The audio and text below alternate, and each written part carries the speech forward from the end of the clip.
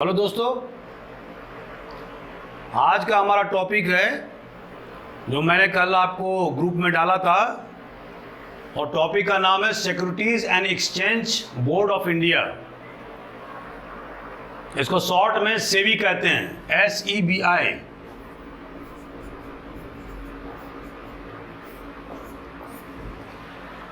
आज जो मैं इस टॉपिक को कवर करूंगा, वस्तुतः ये टॉपिक माइक्रो इकोनॉमिक्स से संबंधित है, और जो जनरल स्टूडेंट्स हैं, आर्ट्स के स्टूडेंट हैं, तो थोड़ा सा समझने में थोड़ा कठिन लगता है, लेकिन फिर भी मैं इस टॉपिक को आसान भाषा में आपको बताऊंगा। तो दोस्तों, ये SEBI SEBI, securities and exchange board of India, इसके बारे में मैं आज बताऊंगा। सबसे पहले जो पहला पॉइंट होगा वो इंट्रोडक्शन, भूमिका, मतलब सेबी क्या है इसके बारे में हम बताएंगे।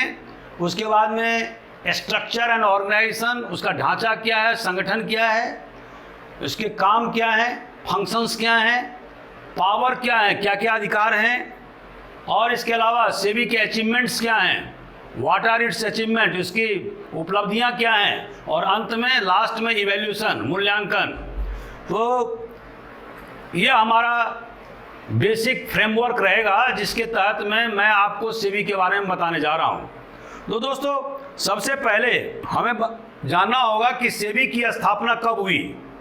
1988 में हुई थी, लेकिन इसको एक स्टैट्यूटरी बॉडी, जिसको हिंदी में बोलेंगे वैधानिक संस्था, कब बनाया गया? 1992 में। ठीक है। आखिर इस सेबी बनाने का मकसद क्या था? तो मकसद ये था, इन ऑर्डर टू मेक या promote transparency in the Indian investment market. भारतीय बाजार में जो निवेश है, जो जनता के द्वारा या कंपनीज के द्वारा या अन्य के द्वारा जो निवेश किए जाते हैं, उसको पारदर्शी बनाना। जैसे कि आपको मालूम होगा कि 1992 में हर्षद मेहता द्वारा सिक्योरिटी स्कैम किया गया था, और हजारों लोगों के जो शेयर हैं वो डूब गए थे। पूरा मार्केट तहस नहस कर दिया था उसने। तो इससे बचने के लिए सेबी का गठन हुआ, और उसे एक स्टैट्यूटरी बॉडी 1992 में, मतलब वैधानिक संस्था बनाया गया by the act of parliament. और इसका जो मुख्यालय है वो कहाँ है? बॉम्बे में। ये चीज नोट करते रहिएगा कि वो प्रीलिम्स से पूछ सकता है। और इसके जो रीजनल हेडक्वार्टर है वो कहाँ कहाँ है? नई दिल्ली में, अहमदाबाद में, कलकत्ता में और चेन्नई में। ये 4 जगह उसके रीजनल हेडक्वार्टर हैं, और जो मुख्य हेडक्वार्टर है वो है बॉम्बे में, या जिसको हिंदी में मुंबई कहते हैं। दोस्तों, सेबी का जो मुख्य काम है वो ये है कि it was interested with the task to regulate the functioning of the Indian capital market.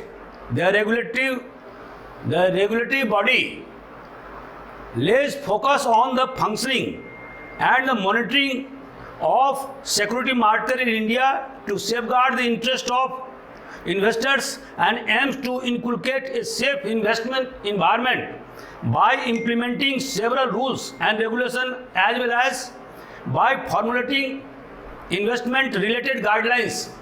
माना शॉर्ट में जो कहना है कि इन्वेस्टमेंट को जो निवेश किए जा रहे हैं भारतीय बाजार में, तो इन्वेस्टर में कॉन्फिडेंस पैदा करना कि उनका पैसा डूबेगा नहीं, एक रेगुलेशन के तहत में काम करना, और एक इन्वेस्टमेंट फ्रेंडली व्यवस्था कायम करना। दोस्तों, जैसा कि आप जानते हैं, पहले के इंडियन इकोनॉमी क्लास में आपको बता चुका हूं कि बिना इन्वेस्टमेंट के, बिना सेविंग के आप किसी भी देश का विकास नहीं कर सकते। उसके आर्थिक क्रियाकलाप और उसके विकास के लिए इन्वेस्टमेंट और सेविंग का होना बहुत ज़रूरी है। और अगर आप सेबी का जो काम है वो बेसिकली देश में इन्वेस्टमेंट का वातावरण माने फ्रेंडली इन्वायरमेंट क्रिएट करना है। तो ये मुख्य जो मैंने आपको अभी इंट्रोडक्शन में बताया। अब इसके बाद में जो दूसरा पॉइंट हमारा है वो है स्ट्रक्चर एंड ऑर्गेनाइजेशन। तो दोस्तों सेबी का जो स्ट्रक्चर है, ढांचा है, वो कॉरपोरेट स्ट्रक्चर के समान है और इसमें एक बोर्ड ऑफ डायरेक्टर हैं, सीनियर मैनेजमेंट के लोग हैं, डिपार्टमेंटल हेड्स हैं और सेवरल क्रूशियल डिपार्टमेंट, बहुत सारे डिपार्टमेंट इसके अंदर में काम करते हैं। सेबी के अंदर में 20 डिपार्टमेंट काम कर रहे हैं जिसके बारे में हम 1 बाय 1 बताएंगे आपको, और सभी डिपार्टमेंट का सुपरविजन उसके डिपार्टमेंट हेड द्वारा किया जाता है। तो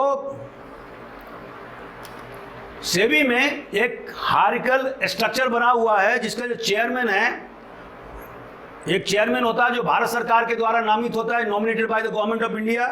उसके बाद 2 मेंबर होते हैं जो यूनियन फिनांस मिनिस्ट्री के सदस्य होते हैं, उनके ऑफिसर्स होते हैं।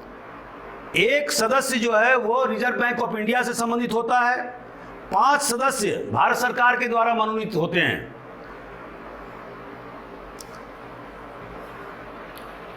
अब जो इम्पोर्टेंट जो डिपार्टमेंट्स हैं, जो विभाग हैं सेबी के हैं, उसके बारे में बताऊंगा।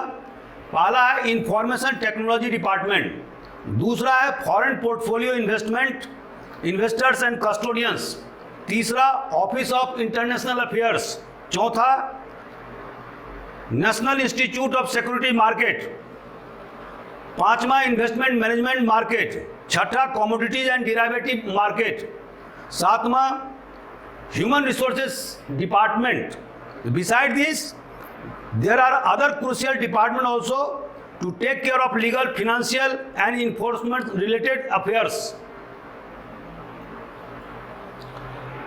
अब दोस्तों अभी जो इसी स्ट्रक्चर एंड ऑर्गेनाइजेशन में मैं और आपको बता देना चाहता हूं कि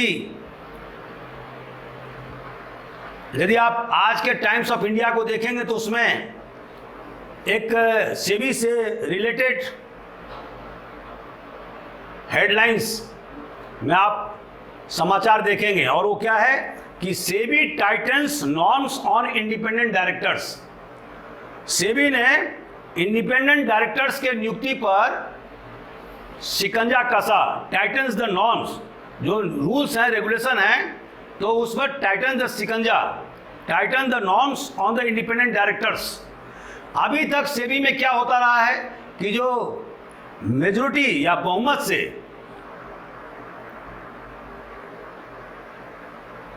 डायरेक्टरों की नियुक्ति होती रही है, लेकिन अब जो है वो 2/3 members of the nomination and remuneration committee and the audit committee of the board of A listed company should be independent directors.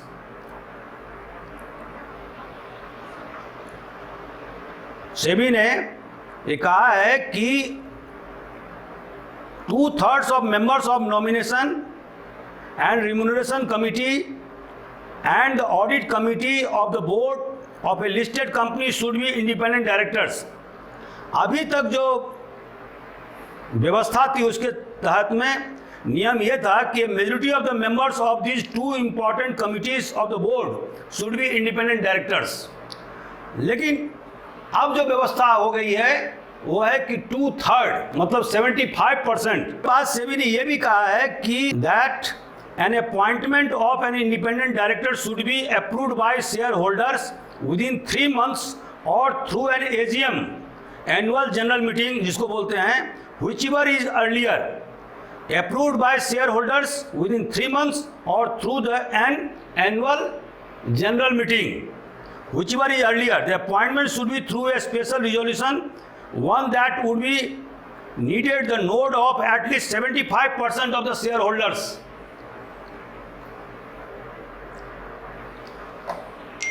इसके बाद में SEBI further said that if an independent director resigns from the board, the company should disclose to the exchanges the full content of the letter of resignation of that director इसके बाद में सेबी ने independent directors के लिए qualification भी तय कर दिए हैं, और वो क्या है कि according to SEBI among other qualification an independent director is a person who is not a promoter और a relative of the promoter of the company.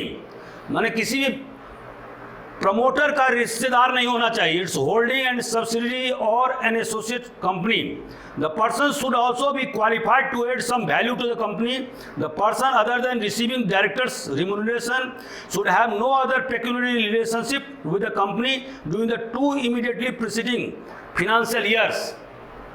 तो कहने का आशा यह है कि जो इंडिपेंडेंट डायरेक्टर्स जो अब नियुक्त किए जाएंगे उनका किसी प्रकार का फाइनेंशियल रिलेशनशिप उस कंपनी से नहीं होना चाहिए। तो इस तरह से सेबी ने इंडिपेंडेंट डायरेक्टर्स की नियुक्ति, किसी भी कंपनी में इंडिपेंडेंट डायरेक्टर्स की नियुक्ति में उसने रूल्स में बहुत सारे चेंजेस किए हैं। तो आप लोग इसको जरूर, इस न्यूज आइटम को जरूर पढ़िएगा। तो दोस्तों तीसरा पॉइंट जो है हमारा वो है फंक्शन। आखिर सेबी का काम क्या है? तो पहला है कि चूंकि सेबी एक रेगुलेटरी बॉडी है, इसलिए उसे बहुत सारे कार्य करने होते हैं, और सबसे पहला जो काम है वो क्या है? To protect the interest of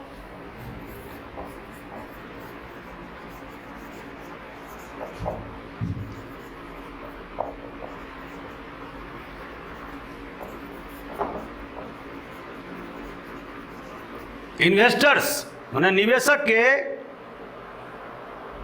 जो सिक्योरिटी मार्केट में जो प्रतिभूति, सिक्योरिटी को हिंदी में क्या बोलते हैं? प्रतिभूति।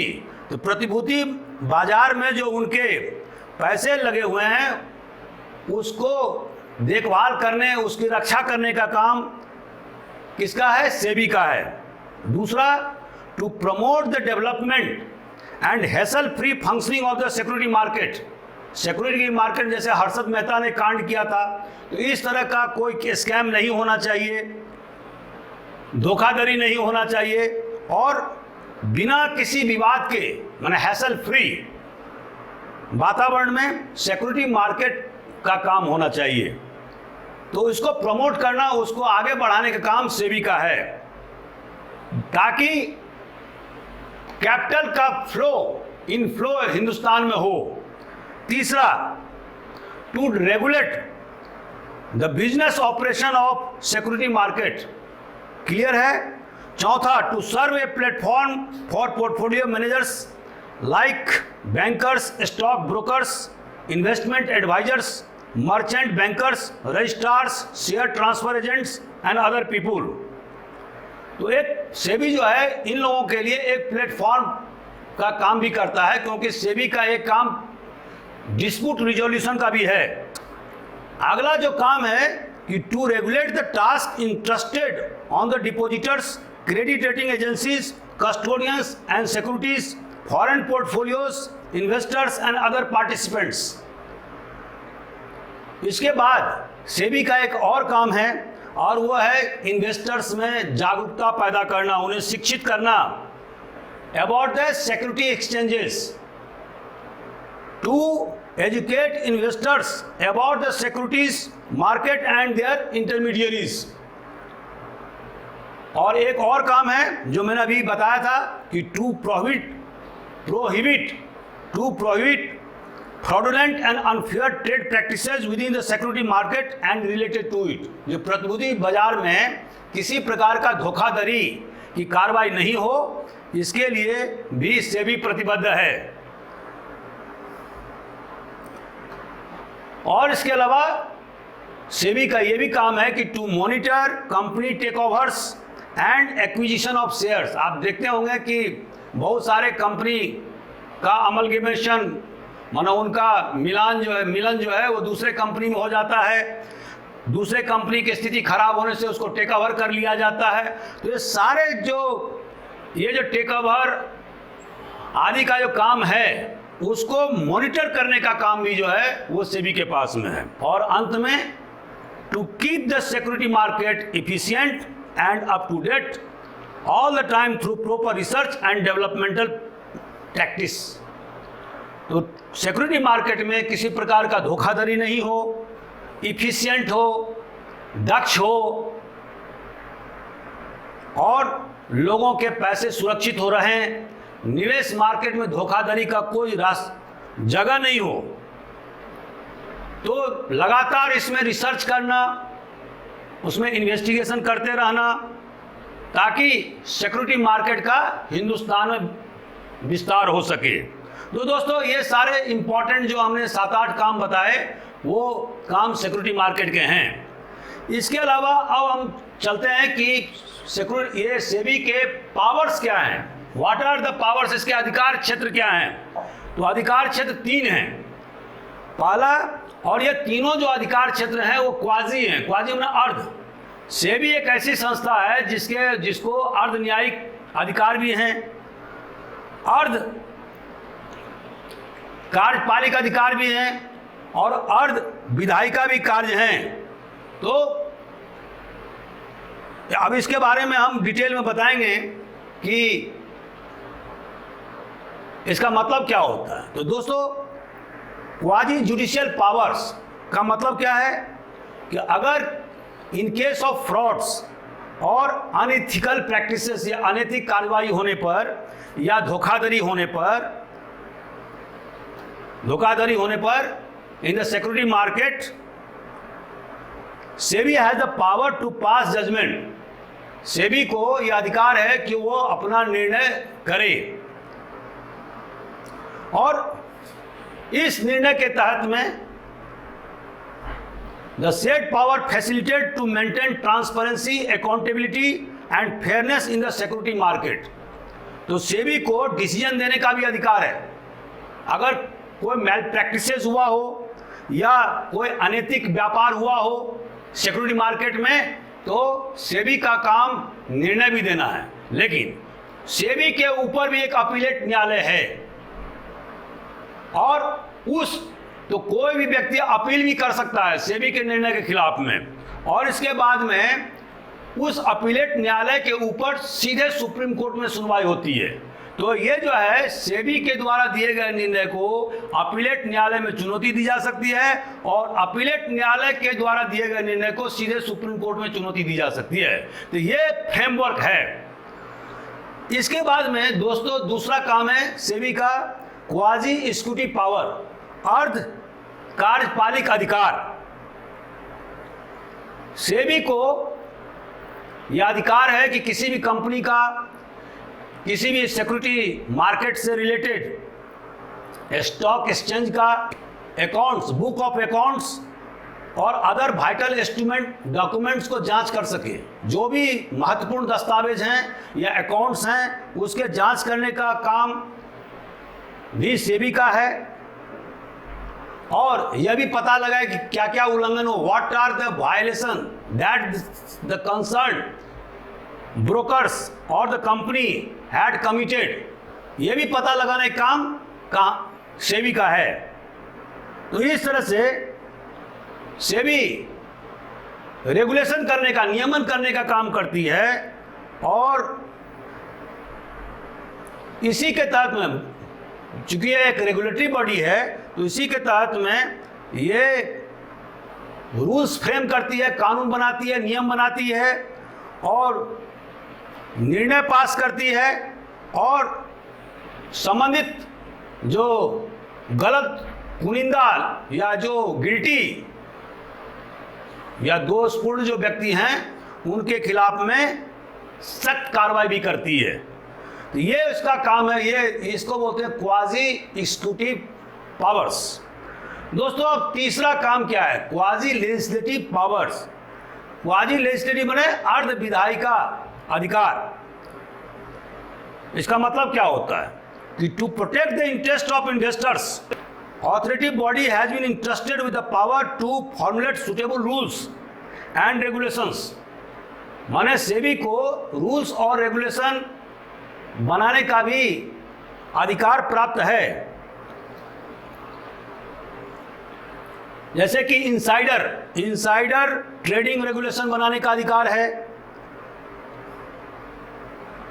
ताकि किसी प्रकार का मेल प्रैक्टिसेस या गलत कोई कार्रवाई नहीं हो, किसी के द्वारा, ब्रोकर्स के द्वारा गलत कार्रवाई नहीं कार्रवाई की जा सके, और ना ही इन्वेस्टर के द्वारा मैल प्रैक्टिसेस को अडॉप्ट किया जा सके। तो ये काम भी है। और सेबी को यह भी अधिकार है कि वो किसी भी कंपनी को, किसी भी ब्रोकर को जो सिक्योरिटी मार्केट से रिलेटेड है, उसको वो निर्देश दे सकती है कि to disclose all the documents before SEBI. तो सारे जो उनके दस्तावेज हैं उनको भी सेबी के सामने लाना जरूरी है, ताकि सेबी देख सके कि क्या क्या गड़बड़ियां हुई हैं, मैल प्रैक्टिसेस क्या क्या हुई हैं, और उसको कैसे रोका जा सकता है। तो दोस्तों, ये महत्वपूर्ण जो है वो आपको मैंने अभी पावर्स के बारे में बताया। तो जैसे कि आपको मैंने अभी बताया कि आज के पेपर टाइम्स ऑफ इंडिया में सेबी ने इंडिपेंडेंट डायरेक्टर्स, जो नॉन प्रोमोटिंग शेयर होल्डर्स की सुरक्षा के लिए जो रूल्स बनाए हैं, वो क्यों बनाए गए हैं? ताकि शेयर होल्डर्स के इंटरेस्ट को रक्षा किया जा सके। उसी तरह से सेबी समय समय पर, जैसे म्यूचुअल फंड के बारे में या और अन्य इंस्ट्रूमेंट ऑफ इन्वेस्टमेंट के बारे में सेबी रूल्स बनाती रहती है, और जो सिक्योरिटी एक्सचेंज मार्केट से रिलेटेड जो भी लोग हैं उनको उन रूल्स और रेगुलेशन को फॉलो करना होता है। अब यहाँ पर दोस्तों लास्ट पॉइंट जो है वो क्या है? अचीवमेंट। सेबी के अचीवमेंट क्या हैं, उनकी उपलब्धियां क्या है? इसके पहले मैं आपको बता देना चाहता हूं कि बहुत सारे लोगों को ये मालूम नहीं होगा कि स्टॉक एक्सचेंज क्या होता है। स्टॉक एक्सचेंज, जिसको कि सिक्योरिटी एक्सचेंज भी बोलते हैं या बोर्ड से बोलते हैं, is an exchange where stock brokers and traders can buy and sell securities such as shares of stocks, bonds and other financial instrument। इसका मतलब क्या हुआ कि स्टॉक मैंने ये जो एक्सचेंज है, सिक्योरिटी एक्सचेंज, यहाँ पर ब्रोकर्स या ट्रेडर्स शेयर को खरीद सकते हैं, बेच सकते हैं। ये काम है स्टॉक एक्सचेंज का। दोस्तों, जैसा कि आपको मालूम है कि 1992 में ही हर्षद मेहता के द्वारा लगभग 5,000 करोड़ रुपए का सिक्योरिटी स्कैम कर दिया गया था, और जिसके तहत मार्केट में हाहाकार हो गया था। तो उससे अभी तक उसके बाद में उसी 1992 को ही जो है ना, इसको स्टैट्यूटरी बॉडी बनाया गया सेबी को, और उसके बाद से इतना बड़ा स्कैम अभी हिंदुस्तान में नहीं हुआ जब से सेबी कार्य करने लगी है। तो पहला जो अचीवमेंट है सेबी का, वो क्या है? डीमैटेरियलाइजेशन ऑफ शेयर।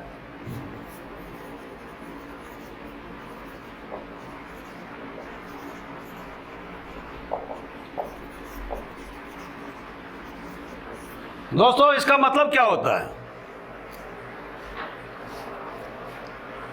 सेबी ने मार्केट रेगुलेटर की हैसियत से उसने शेयर्स को डीमैटेरियलाइज कर दिया है। इसका मतलब क्या हुआ? और ये जो किया है वो डिपॉजिटरी एक्ट 1996 में पास होने के बाद में किया है। इसका मतलब ये हुआ कि अगर आप मान लो कोई शेयर खरीदते हैं या डिवेंचर खरीदते हैं, तो ऐसी स्थिति में फिजिकल सर्टिफिकेट की जरूरत नहीं है। There is no need of physical certificate. ऐसा उन्होंने क्यों किया? क्योंकि इसमें पोस्टल डिले की संभावना होती थी, थेफ्ट की संभावना होती थी, फॉर्जरी की संभावना होती थी, और ये जो प्रोसेस था बहुत ही स्लो था, कम्बरसम था, तकलीफदेह था। तो इसके कारण से, और इसमें फेक शेयर भी बन जाते थे, नकली शेयर। तो इससे बचने के लिए उन्होंने इलेक्ट्रॉनिक ट्रेडिंग का सहारा लिया, और जिसके तहत में इन्वेस्टर्स और ट्रेडर्स अपने घर से भी शेयर खरीदने बेचने का काम कर सकते हैं। दूसरा काम, faster settlement process. Faster settlement process. What does this mean? जैसा कि दोस्तों मैंने आपको बताया कि सेबी का एक काम है डिस्प्यूट रिजोल्यूशन का।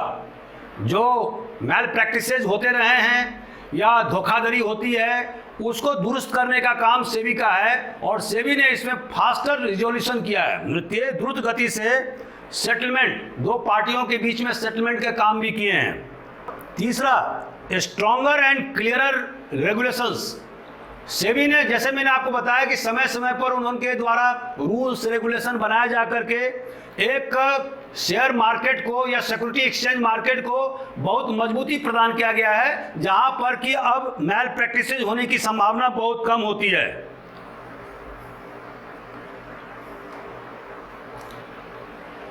पुराने जमाने में आप देखते होंगे कि पावरफुल जो ब्रोकर्स होते थे, दलाल, वो शेयर प्राइस मूवमेंट को कंट्रोल करते थे।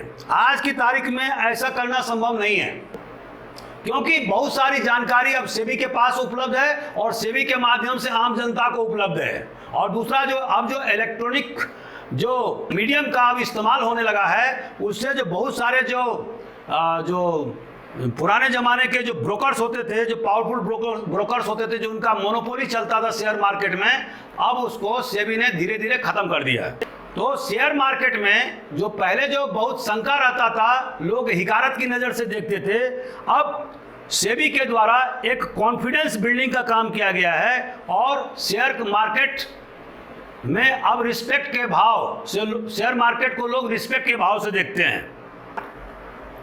एक और इम्पॉर्टेंट जो अचीवमेंट है सेबी का, वो क्या है कि भारतीय प्रतिभूति बाजार में जो सेबी के द्वारा नियमन करने के कारण से, रेगुलेट करने के कारण से फॉरेन इन्वेस्टर्स का हिंदुस्तान के शेयर मार्केट में कॉन्फिडेंस बढ़ा है। और उसके बाद में आप जैसा कि जानते हैं कि 1993 के बाद से ही फॉरेन इंस्टीट्यूशनल इन्वेस्टर्स को हिंदुस्तान के प्रतिभूति बाजार में इन्वेस्ट करने की स्वीकृति दी गई थी। तो उसके बाद से हम क्या देखते हैं कि जो फॉरेन डायरेक्ट इन्वेस्टमेंट है, वो भी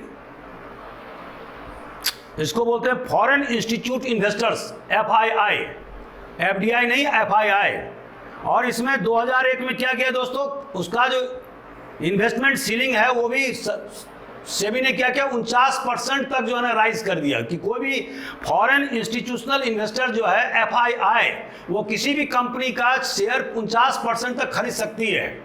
तो ऐसी स्थिति में जो विदेशी जो पूंजी है वो भी हिंदुस्तान के सिक्योरिटी बाजार में बहुत ज़्यादा लगा है।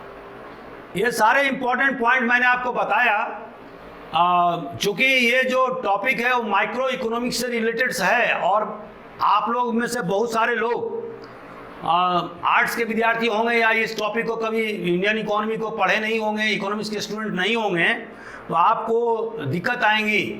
तो ऐसी स्थिति में आई होंगी, कहने का मतलब, तो एग्जाम के पर्पस से इतना ज़्यादा जानना ही काफ़ी है, क्योंकि आपको अधिकतम 200 वर्ड या 250 वर्ड में लिखना होता है यूपीएससी में। और other state civil service examination में जब हम लोग लिखते थे तो उस समय में तो 300-400 वर्ड में लिखने के लिए कहा जाता था। अभी जो स्थिति है वो 200 वर्ड की है। तो जो मैंने अभी तक आपको बताया वो 200 वर्ड या 250 वर्ड में लिखने के लिए काफ़ी जानकारी है। आप लोगों को कोई और पॉइंट पूछना हो तो पूछिए।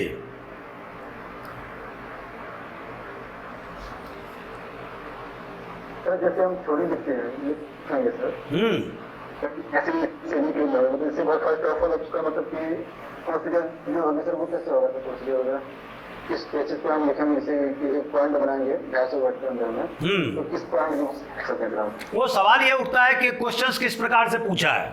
भाई आप देखते हैं कि यूपीएससी में हमेशा क्वेश्चन स्ट्रेट फॉरवर्ड क्वेश्चन नहीं पूछते हैं, उनको क्वेश्चन घुमा के पूछा जाता है। कि अब जैसे कि क्वेश्चन अगर मान लो पीएससी होगा, स्टेट सिविल सर्विसेज होगा, तो वहाँ पर जो क्वेश्चन पूछा जाएगा उसका जो कंटूर होगा वो ऐसा रहेगा कि discuss the power and function of SEBI. ठीक है, तो ये तो मैंने आपको बताया अभी कि पावर भी बताया था, फंक्शन भी बताया। लेकिन जब यूपीएससी का एग्जामिनेशन में जो क्वेश्चन रहेगा वो उसको थोड़ा सा घुमा दिया जाएगा।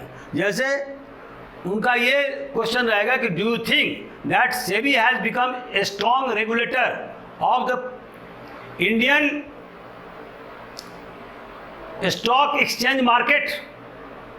इस तरह के क्वेश्चन पूछे, क्या आप समझते हैं कि सेबी ने भारतीय प्रतिभूति बाजार को नियमन करने में, रेगुलेट करने में अच्छी भूमिका निभाई है या नहीं हुआ है? तो ये आपको निभाई है, तो आपको यस या नो में, मतलब आपको एक पक्ष लेना है, दोनों पक्ष नहीं लेना है। जैसे कि मान लीजिए एमए के एग्जामिनेशन में हम क्या करते हैं कि हम जब हमें कहा जाता है कि discuss the causes of the downfall of Mughal empire, तो हम क्या करते हैं कि हम जो है प्रॉस एंड कॉन्स दोनों पहलू के बारे में लिखते हैं कि ये पॉजिटिव साइड और निगेटिव साइड दोनों की व्याख्या करके फिर उसका कारण लिखते हैं। लेकिन जब यहाँ पर जो क्वेश्चन पूछा जाएगा तो उसमें जैसे मैंने अभी आपको कहा कि यूपीएससी में क्वेश्चन यह आएगा कि do you think that SEBI has been successful in eliminating mal practices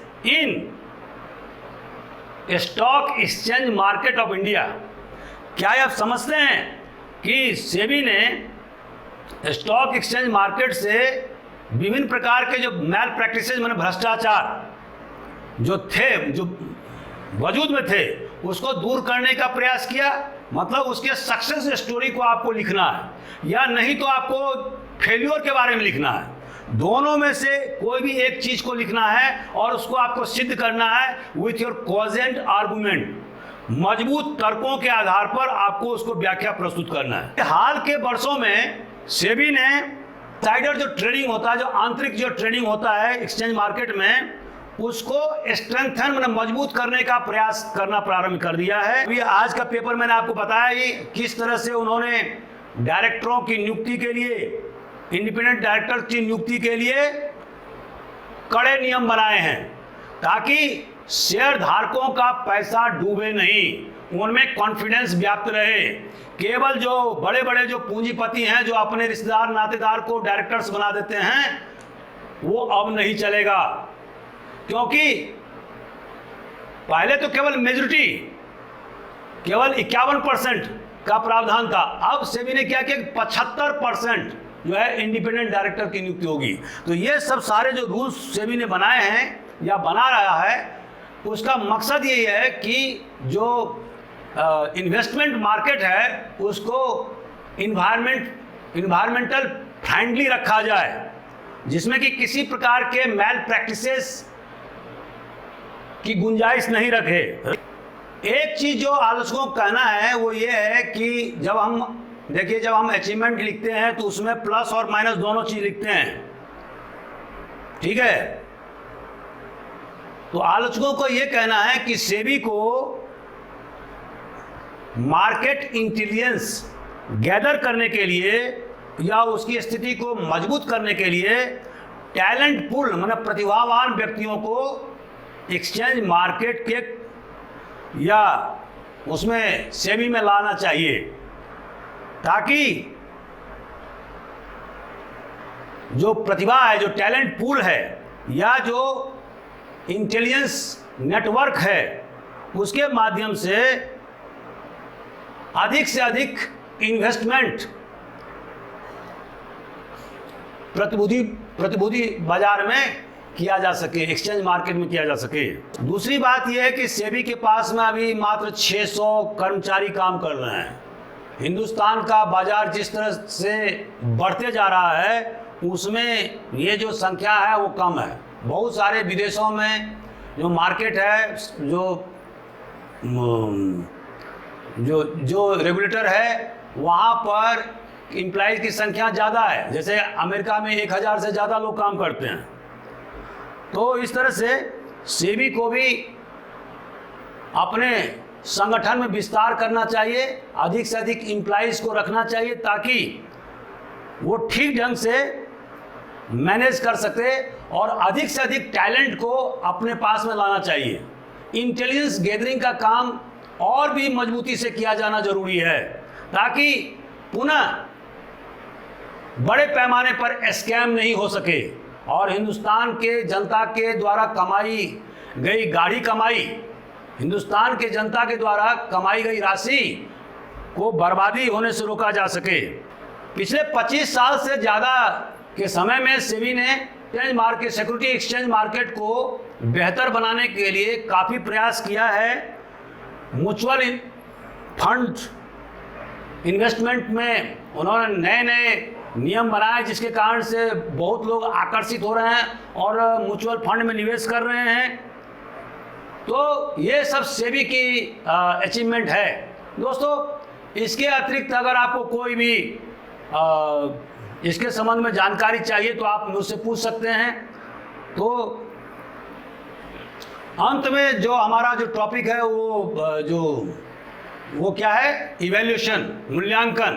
तो मूल्यांकन में आपको यही लिखना है कि सेबी का 1992 में स्टैट्यूटरी मतलब वैधानिक संस्था के रूप में मान्यता प्राप्त हुआ और उसके बाद से सेबी ने लगातार हिंदुस्तान के स्टॉक एक्सचेंज मार्केट को बेहतर बनाने के लिए, उसमें मैल प्रैक्टिसेस को रोकने के लिए, इन्वेस्टमेंट को बढ़ाने के लिए, indigenous and foreign investment both, विदेशी लोगों के द्वारा यहाँ पर पूंजी निवेश करने और हिंदुस्तानियों के द्वारा पूंजी निवेश करने के लिए एक बेहतर वातावरण तैयार किया गया है, जो कि एक सराहनीय कदम है। तो ये ऐसा आपको लिखना है। मैंने बताया था कि एक जो है इसमें अध्यक्ष होता है और 21 मेंबर होते हैं, एक चेयरमैन होता है, 1 चेयरमैन।